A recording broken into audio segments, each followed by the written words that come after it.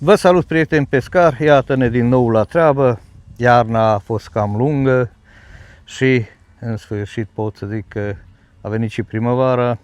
Deși recent s-a dezghețat balta Brădeni, ce vedeți, da, ați mai văzut film aici cu mine într-o emisiune la Fishing and Hunting, acum 5 ani mi se pare. Dar cum v-ați obișnuit, de obicei revin pe bălțile unde am mai filmat.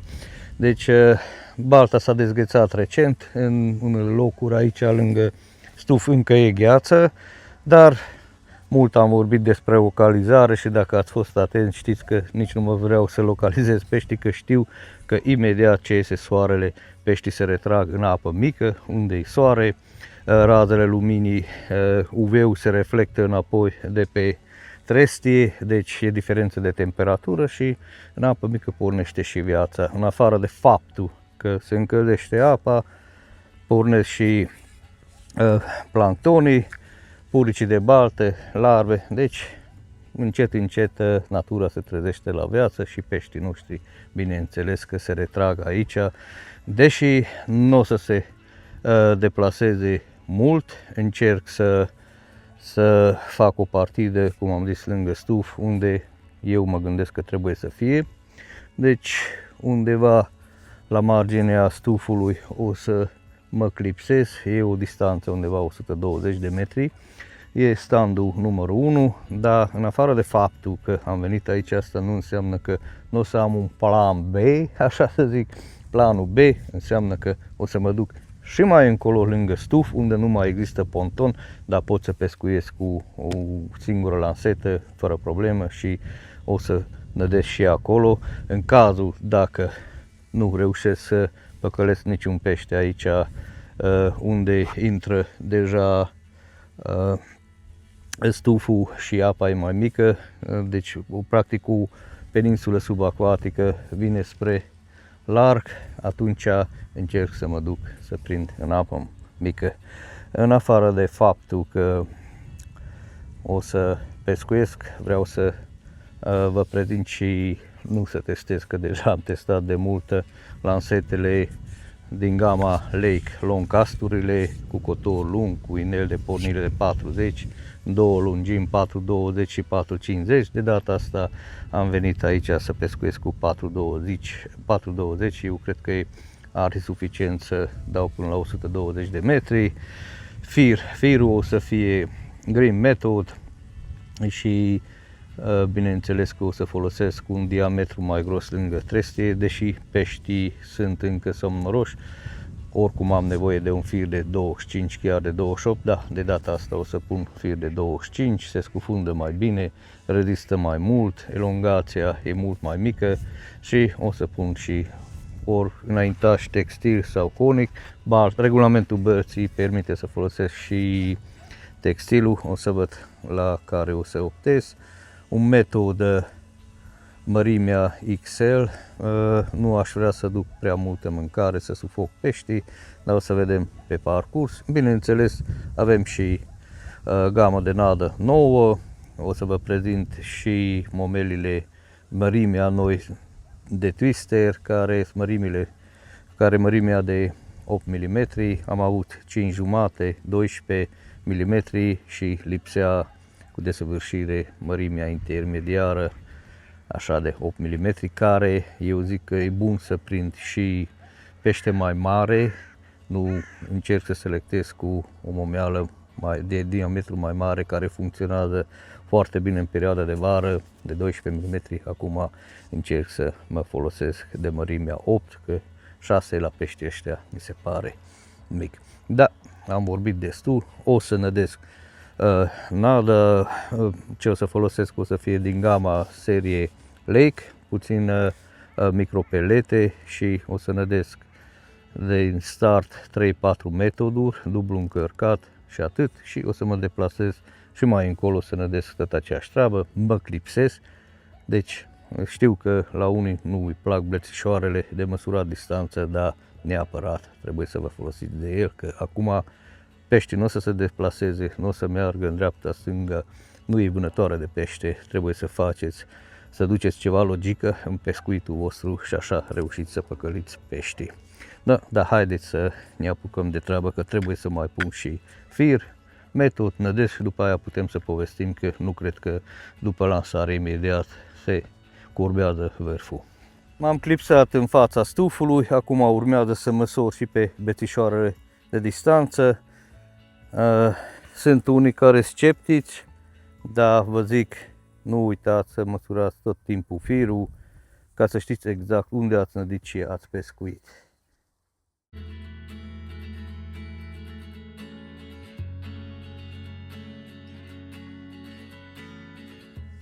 Nada pe care o să folosesc astăzi este ceva micropelete din gama Concurs, pelet mix 2 mm, foarte puțin, dar o să vedeți rețeta. Și noua nadă din gama seria Lake este o nadă concepută pentru apă rece și mai ales unde deja balta e colmatată, are un substrat consistent de nămol. Dacă faceți semi-uscat și presați tare cu forță, imediat după ce coboară jos, se desface, pur și simplu explodează pe substrat. Și în afară de faptul, poate să funcționeze orice nadă aici care nu are granulație mare, trebuie să fie concepută pentru a atrage peștii repede pe vat. Adică eu cred mult în supraaromatizarea năzii, mai ales în perioada de primăvară și toamnă, când e apa rece. Trebuie să știți că aromele se dispersează mult mai lent și mult mai încet în apă rece. Deci când e apa caldă se dispersează foarte repede, acum în apă rece trebuie să fie mult parfumată și acum mă folosesc și mult mai mult de nadă praf, adică să fac nor în coloana apei, dar și pe substrat, adică mult fum și puțin foc. Deci asta e concepția. O să vă prezint rețeta, e foarte simplă, puteți să pregătiți oricând și garantat că prindeți pește cu el.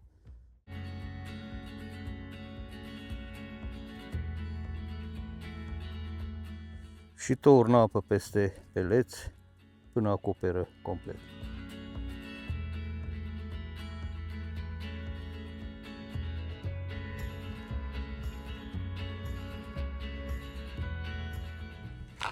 Deci peleții sunt acoperiți cu apă, las 4 minute exact, după care elimin surplusul de apă și vedeți ce urmează. După ce am eliminat surplusul de apă, încă suprafața e foarte umedă, imediat urmează magia și o să pun peste nadă cam un sfert din pungă, adică peste peleți vorbesc aiurea, și îl amestec bine.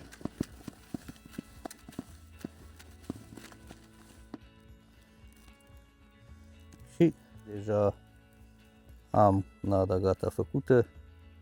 Deci asta are și particule fine ca să lucreze în coloana apei, dar în același timp se desface repede și în funcție de presare se desface. Cam în 5 minute consistența o să fie exact potrivită. Dacă se usucă, dar mă îndoiesc, atunci foarte puțină apă cu pulverizatorul. Deci putem să ne apucăm să nădim. Seria Lake Mango îmbutiri, bineînțeles că cam lucrez eu mult pe linia mango. După ce m-am clipsat, am măsurat distanța, urmează să nădesc. Cum am zis, XL 60 de grame și 3 metoduri dau atâta. Puțin încărcat, cam să se spargă cu impactul.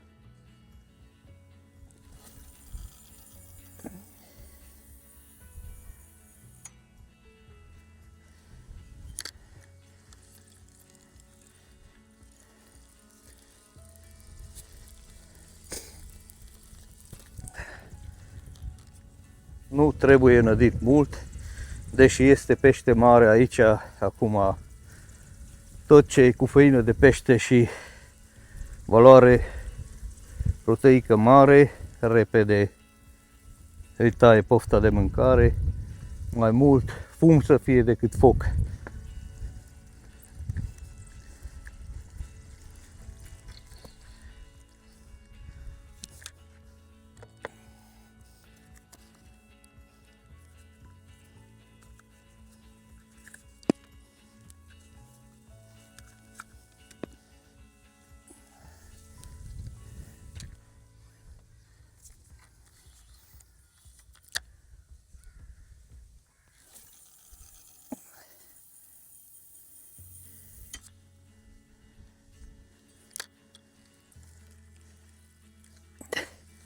Am uitat să zic distanța, 110 metri.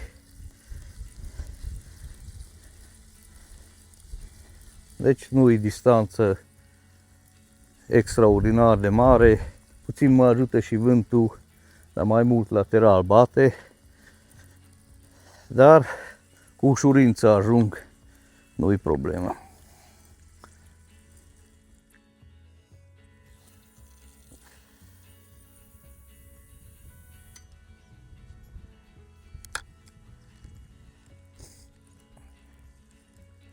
Deci, cum am zis că o să pescuiesc cu noua gamă, adică noua mărime de twister, wafters,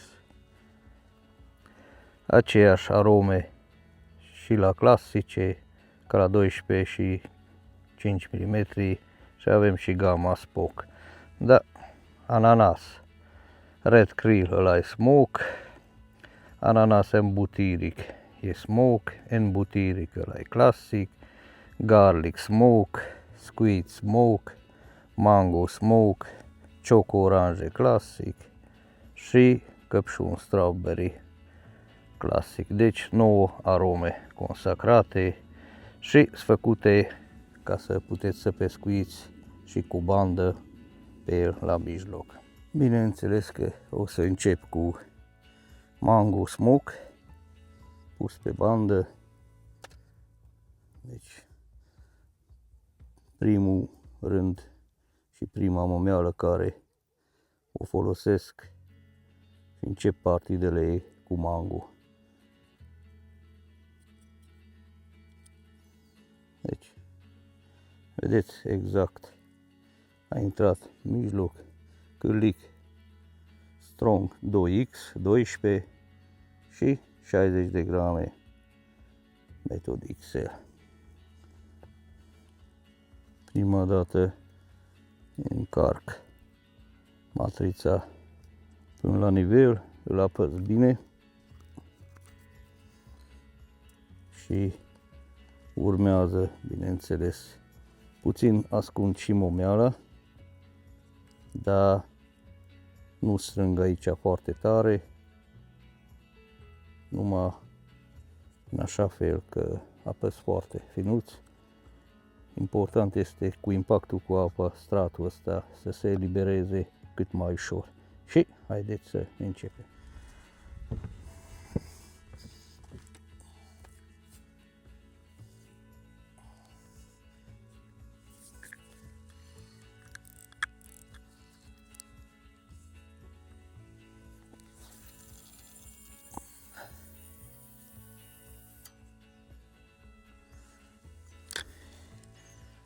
Și o aterizare perfectă, aș zice.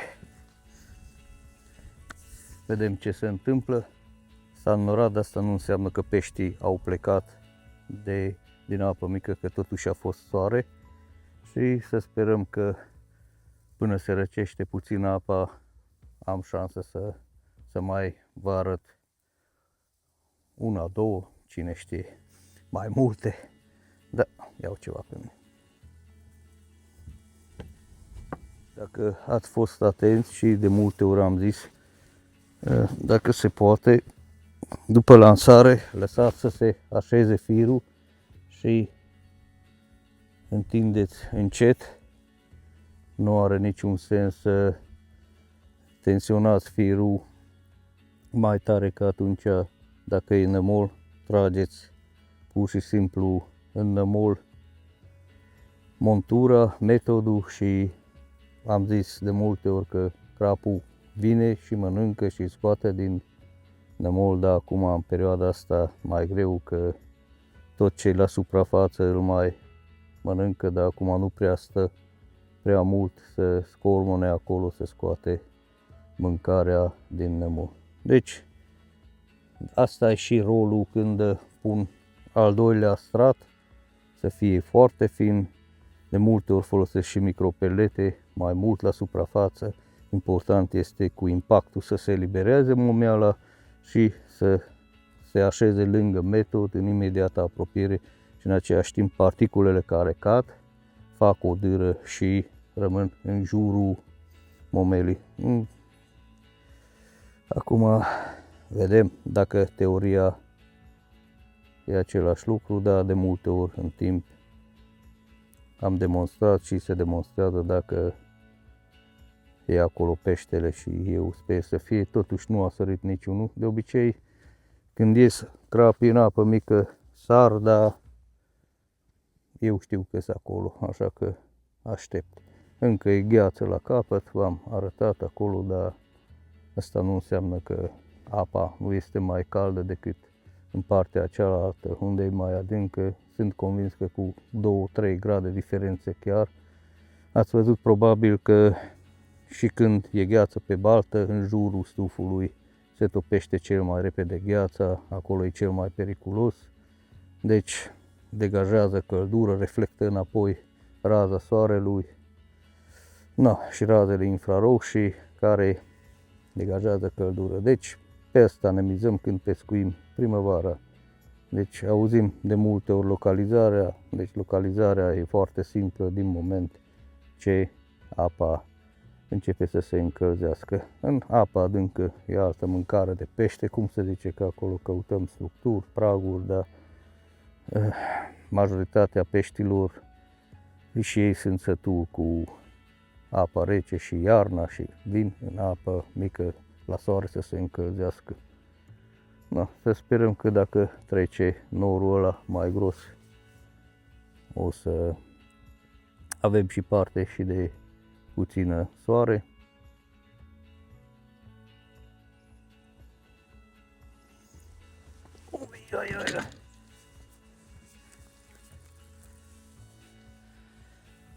Oho! Și ce senzație! Încă eram ocupat cu să mă reglez, hai de capul, și era să-mi ia bățul. Deja avem și prima captură, nu cred că au trecut 20 de minute de la nădire. Bineînțeles că nu nada e bună, că și ăla e reglată să fie ce trebuie, e locul bun. Deci nici nu e vorba de localizare, că dacă după un anumit timp ai făcut mai multe partide, știi exact că cum a venit primăvara, peștele e lângă stuf. Și cum simt, e și ceva mai îmbrăcat, cum se zice. Metod Lecu este o lansetă la preț foarte accesibilă pentru toată lumea și undeva până la 140-150 de metri se poate pescui încă, ca să explic așa, cu ușurință. Are cotorul foarte lung, dar în același timp, dacă vă uitați, e dintr-un material carbon care e mai moale, ca să puteți să pescuiți și cu cârlige mai mici la distanțe mari. Ce să zic, își face treaba cu brio. Anul trecut în teste am luat pești frumos, acum deja se găsește în comerț și cred că săptămâna viitoare cei care vin la Expo o să aibă șansa să se uite, să țină în mână și să vadă dacă e pentru gustul lor. Bineînțeles că și la bețe, și la mașini, și la femei gusturile nu sunt aceeași, dar e bine că nu avem aceeași gusturi toți la fel, că atunci nu ar exista concurență. E primăvară, dar totuși trebuia să iau geaca pe mine, că era mai complicată treaba, a început să bată vântul și avem un crap comun. Haideți să vă prezint.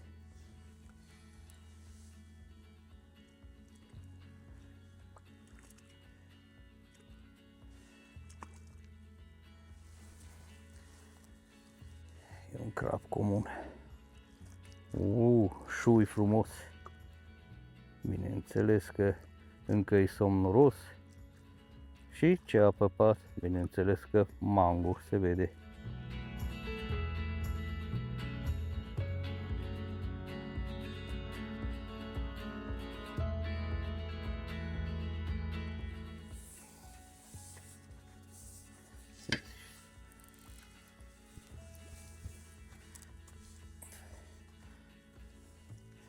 Era bun și un flotor, dar am uitat acasă.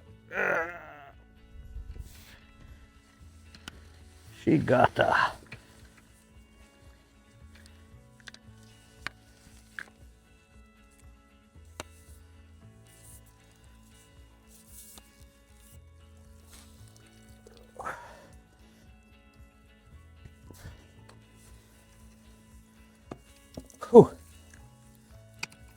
De mult n-am stat nici eu în drill cu crap frumos.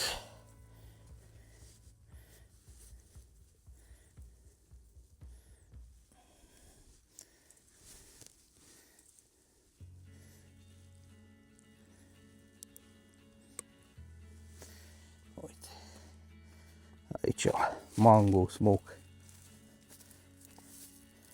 Uite ce frumos se dizolvă, e solubil.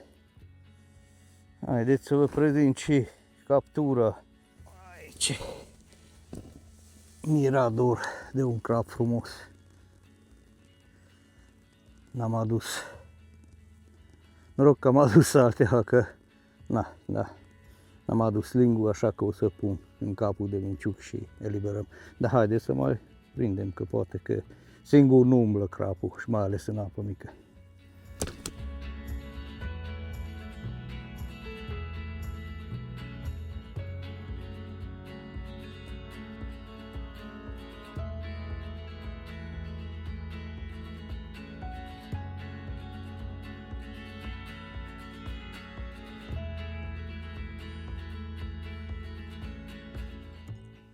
Timpul de așteptare asta este dilema cea mai mare, întrebarea de 100 de puncte, cât trebuie să așteptăm pe o trăsătură. Deci în perioada de primăvară, când apare 3-4 grade, să știți că de multe ori poate că aștept și 3-4 ore pe o trăsătură. Dacă totul e reglat bine, montură, momeală, atunci nu-mi fac griji că n-am făcut ceva bine, înseamnă că peștele nu e activ sau nu e acolo. Dar aici în apă mică totuși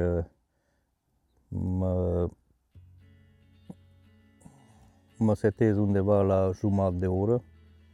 Ideal ar fi dacă în 20-20 de minute aș avea ceva activitate, dar cum ați văzut, pânădire, am avut un rătăcit acolo lângă stuf care am prins, dar s-ar putea să fie soluția să schimb momeală, să aibă altă culoare. Așa că au trecut 25 de minute exact de când am relansat. O să pun un N-butiric twiste de mărimea 8. Să vedem dacă nimeresc. Oricum cam am vreo 20 de minute încă până trece norul ăsta mai mare și atunci este soarele și s-ar putea să fie activitate. Probabil că afectează și norul ăla, că văd că mai încolo plouă. Deci schimbăm mango care și-a demonstrat eficiența și punem un N-butiric alb.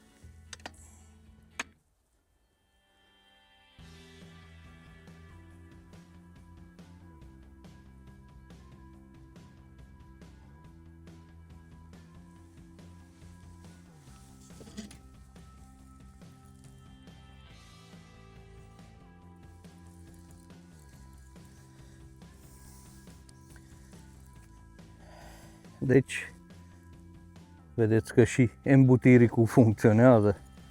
Da, totdeauna când e înnorat sau dimineața și seara, cu mare plăcere folosesc momelile de culoare deschisă și mai ales care au și aromă puternică, gen embutiric sau ceva fruct cu embutiric.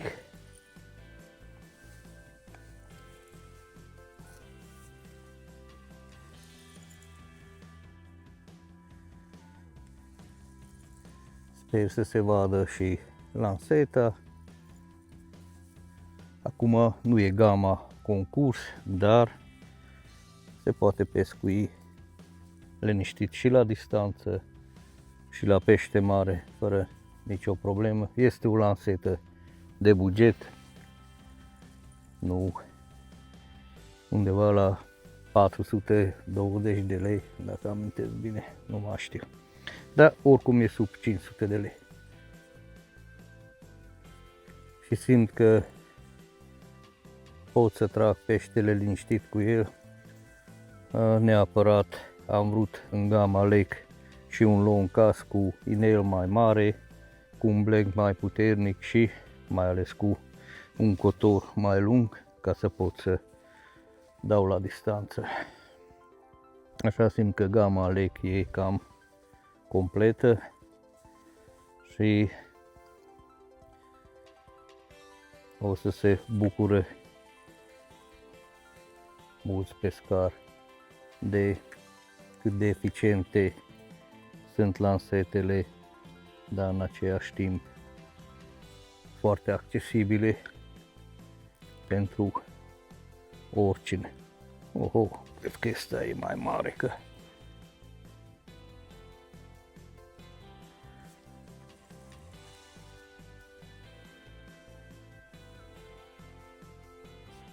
nu, chiar cred că e mai mic. Puțin mai cocoșat, dar și asta are culoarea asta galben auriu, cum văd. Deci imediat după iernat apa e mai rece, mai limpede și au coloritul ăsta frumos ca crapii de Dunăre.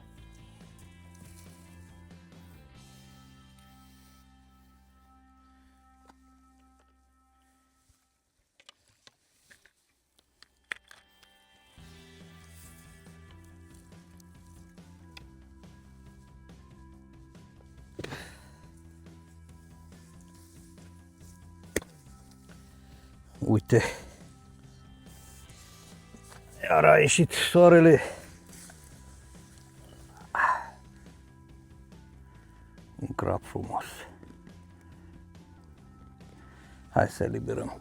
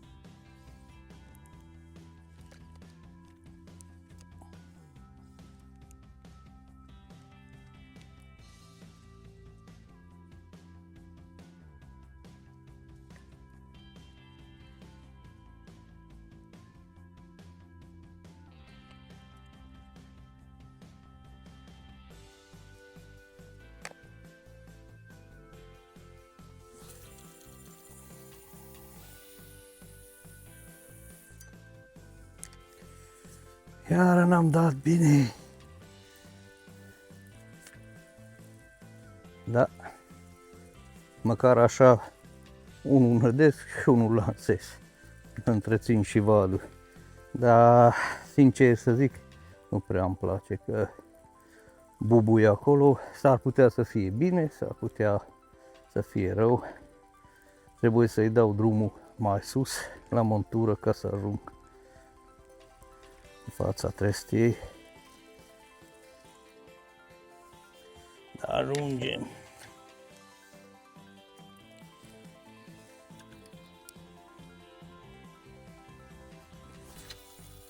Asta o să ajungă. Perfect.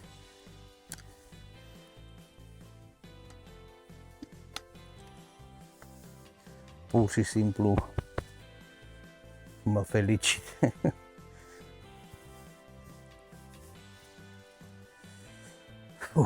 Uite ce soare. Da, iar văd că în dreapta se înnorează. Ar trebui să schimb momeala în funcție de luminozitate. Dar tot m-am băgat cu albul, cred că prea mult n-am gafat-o, că imediat se înnorează, se întunecă iară. În anii 90 era a colectivului Bata asta, am pescuit mult, dar comparativ de atunci e altceva acum, cu pontoane, cu căsuțe, lacul Brădeni, vechiul nume de la Saș era Brădeni, la Brădeni era Handoff. Poate că pescarii mai bătrâni amintesc de Handoff. Sunt mai multe lacuri aici, dar sincer ce văd, acum 4 ani filmam de pe malul celălalt, atunci acolo erau căsuțe, acum la fiecare ponton condiții, căsuțe, deci se poate pescui în condiții civilizate.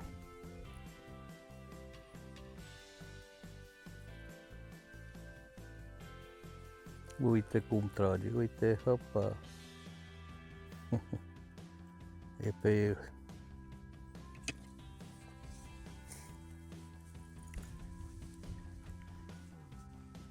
Oho, ăsta ia direcția stufului cumva.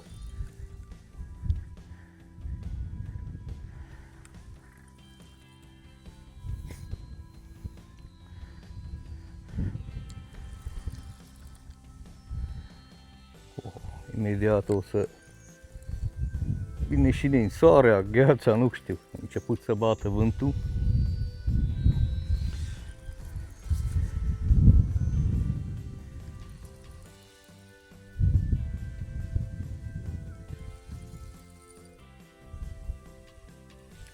Crapii în perioada asta nu prea opun rezistență, dar totuși peștii noștri sunt de talie mare.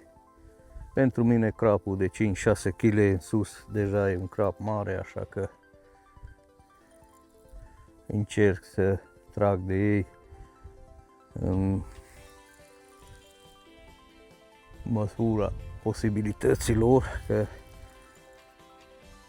ce vreau cel mai important lucru să trag de la stuf mai încoace, cândva era mai aproape stuful și probabil că au rămas acolo pe jos suficient cocioage ca să se agață firul meu. Nu trebuie să slăbesc frâna pe ziua de azi, că chiar peștii noștri nu opun așa rezistență. Opa, să avem. O, și avem prima salontă pe anul ăsta. Deci, avem și crap oglindă. Haideți să vă prezint.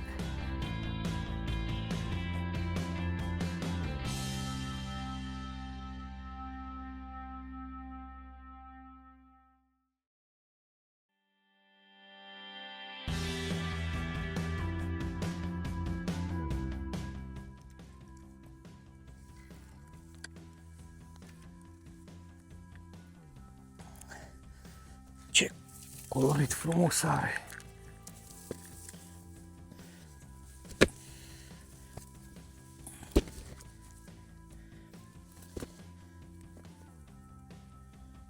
Vedeți unde e cârligul? aici la marginea gurii. Strong de 12. Un cârlig extraordinar de bun.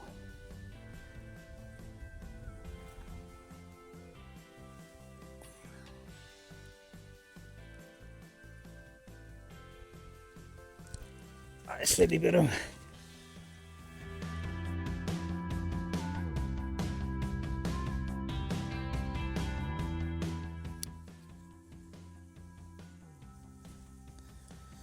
Acum o să pun un galben cu ananas să vedem dacă au o anumită preferință sau mănâncă la orice, de ceea ce nu cred, dar să nu uiți să dai drumul mai devreme. Asta merge unde trebuie. Uite și clipsul. Pa. Asta vine cu crapul afară.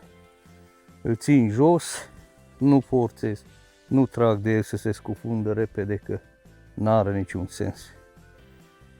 Important este unde a picat, acolo să rămână, mai ales că nada este aproape praf, uscată. Are și micropelet, cum ați văzut, dar se desface imediat după. Se duce pe substrat, se așează și dacă trag de fir, un fir de 0,25, mai ales că bate și vântul lateral, opune rezistență la suprafața apei unde bate vântul și are tendința să tragă 1,5 m de metru, e arhi suficient să tragă de unde a picat nada și s-a descărcat repede, că nu o să aveți pește. Adică o să aveți cu 1,5 de metri mai încolo. Nu cred! Deci, nici nu s-a întins firul și a reacționat. Deci, incredibil! Deci, și vremea e capricioasă, de la schimbătoare, cu fronturi atmosferice. Aici plouă, în dreapta plouă, la mine e soare. Cred că și după o iarnă lungă peștii vrea să mai mănânce și ei ceva carbohidrați. Cam la indigo, cam aceeași mărime, între 6-7 kg. Da, eu sunt foarte mulțumit chiar nici nu mă așteptam să trag așa repede, că mai sunt bălți comerciale unde e densitate mare de pește și e normal să trag așa repede, că pică între ei, dar aici avem, nu știu, rău peste 40 de hectare, dar minim este, și aici are unde să se ascunde. Bine, am și locul, să nu mă luau prea mult, că am și locul favorit, standul 1 aici, dar cred că ăsta e ceva mai mare, că trag de el și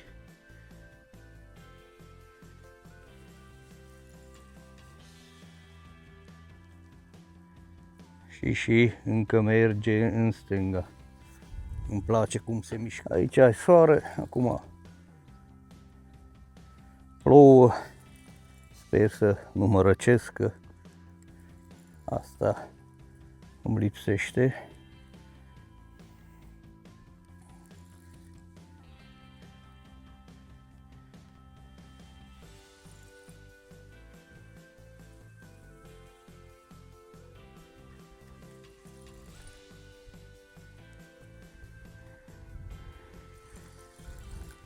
Să vedem, reușim să depășim un prag de 10 kg cu peștele ăsta, că totuși simt că ăsta e puțin mai hotărât. Opa, acum merge în dreapta mai hotărât.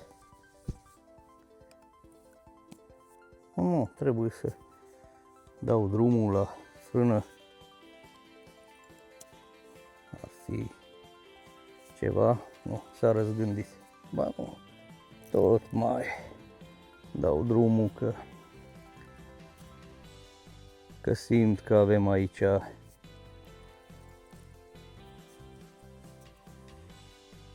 unul mai răsărit.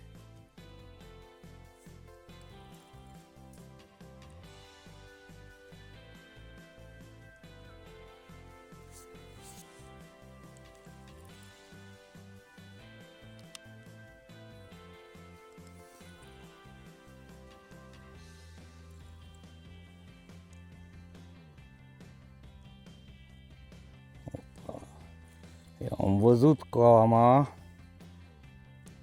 să sperăm că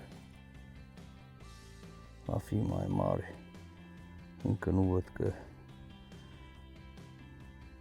mă derutează luciul apei.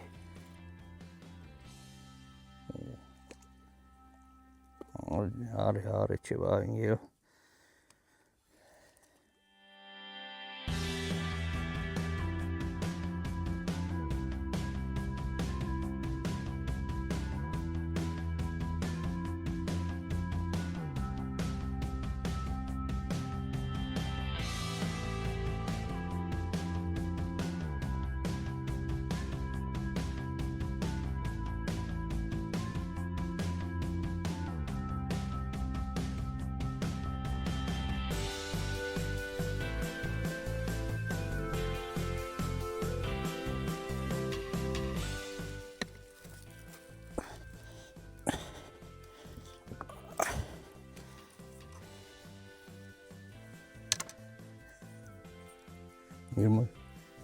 Da, filmez, dar nu-i probleme.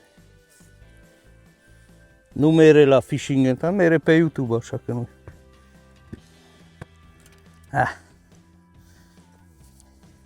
E fain, are 10 kg. Nu. Al patrulea.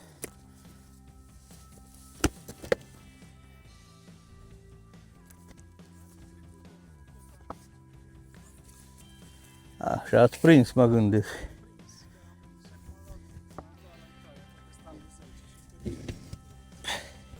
N-aveți ce căuta în apa adâncă. Deci aici toți pești.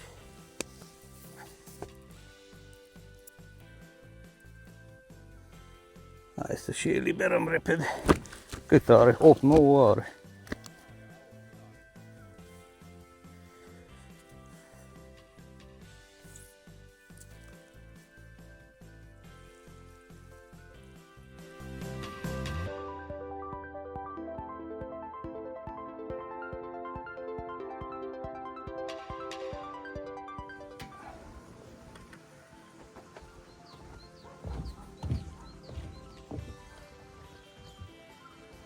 Când mă dezbrac, când mă îmbrac.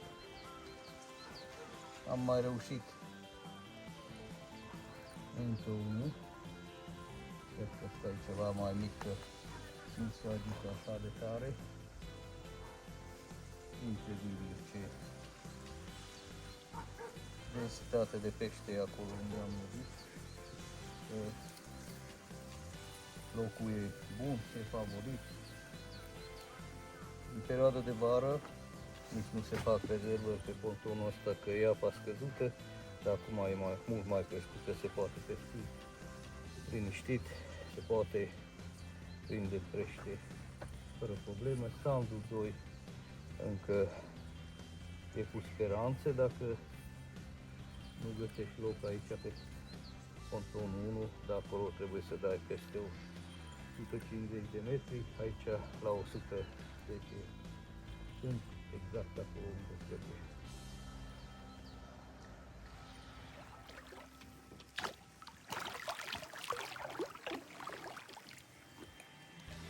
Se vede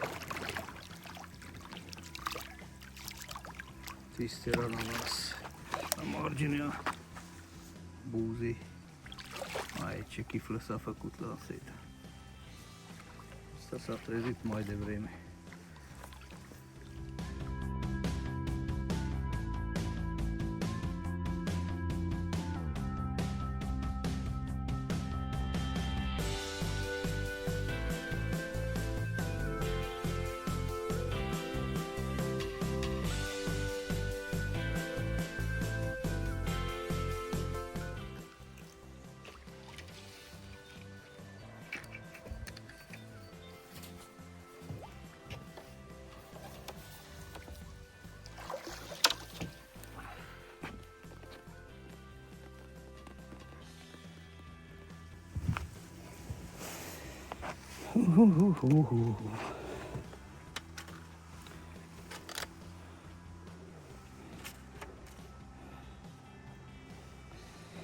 Și ananasul face ravagii. Trebuie să acceptăm că sunt momeli care sunt favorite în anumite perioade și e bine să și folosim.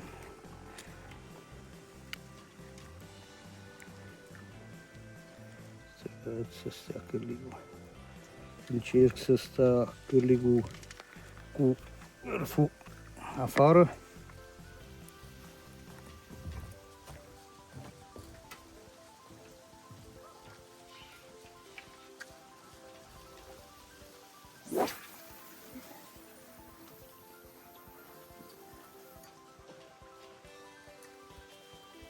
Deci deja am făcut o tactică din greșeala mea nădesc în netul.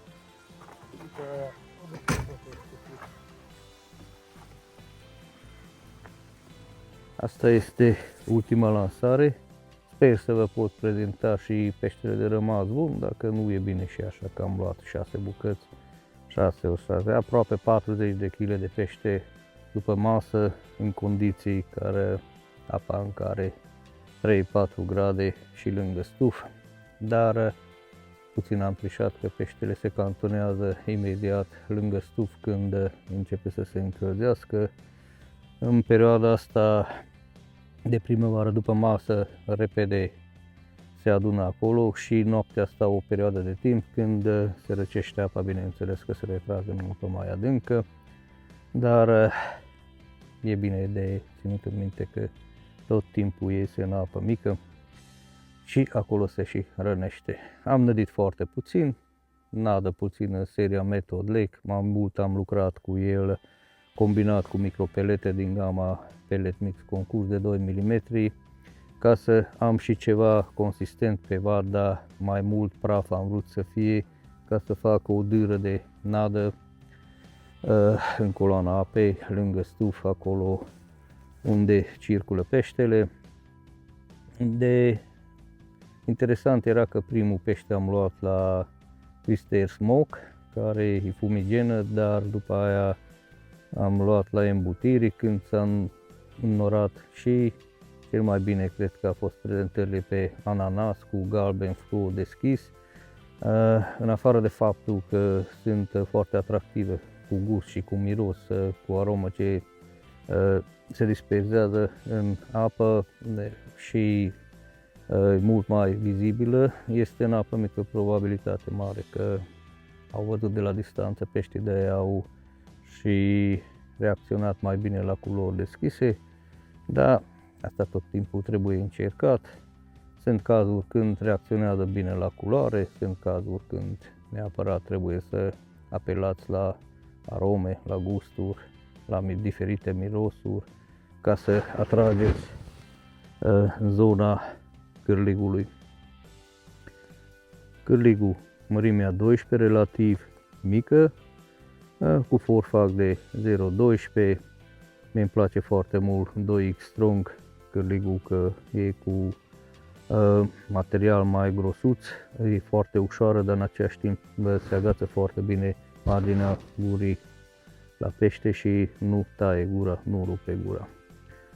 Forfacul am zis 0,12, firul principal ați văzut 0,25 cu înaintaș textil, un Method XL de 60 de grame și bineînțeles că mulineta Concurs 8500, care știți foarte bine că de 3 ani e una dintre cele mai vândute mulinete pe piața internă și nu numai, că în 7 țări distribuim mulineta și nu am avut probleme cu ele, făcute de către renumita fabrică Ryobi. Deci, nadă puțină, din greșeală mai scăpam câte cu una cu bubuitură și după aia am făcut o tactică pe tema asta, că am lansat un metod cu nadă, după care am lansat după pește, adică pe așteptare.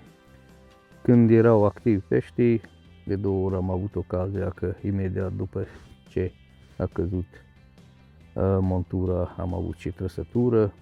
Dacă nu, timpul de așteptare, nu vă grăbiți, e undeva între 25-30 de minute, după care deja trebuie răbdare multă, nu poți să te bazezi pe o tactică.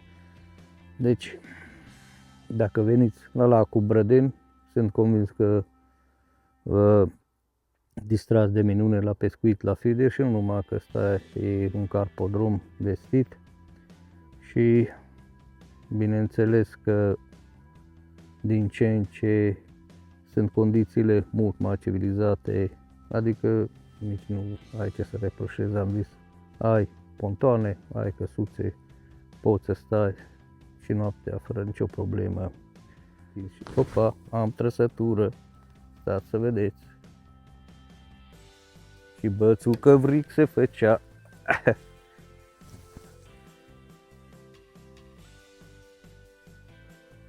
Deci se pare că tot nu vă dezamăgesc, nu o să vă las fără peștele de rămas bun.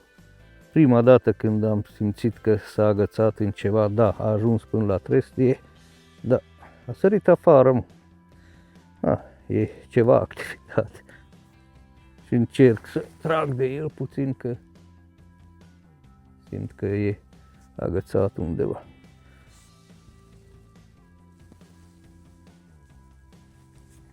Deci,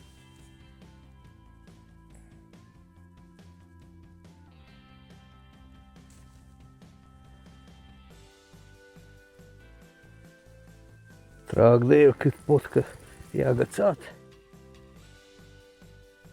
Se pare că de multe ori v-am zis ca să remăsurați firul și după atâta drill-uri s-a întins firul, n-am fost atent și cum am înțepat a și ajuns la trestie, dar acum am reușit să trag de acolo.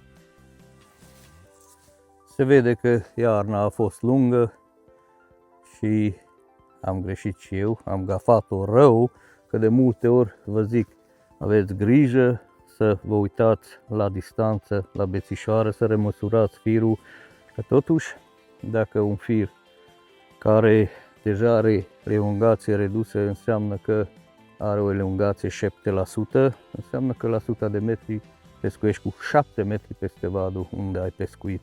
Deci nu uitați, asta a fost și un exemplu foarte bun, că mi s-a părut foarte ciudat că am avut trăsături și după aia la un moment dat, când am vrut să prind peștele de rămas bun, am stat mult pe așteptare, că ce s-a întâmplat, am pescuit eu peste vad. Deci trebuie să remăsurați firul, să concentrați și la partida voastră, că graba stecă treaba. Cam asta a fost pe ziua de azi. O să vă prezint și peștele de rămas bun și fir întins vă doresc.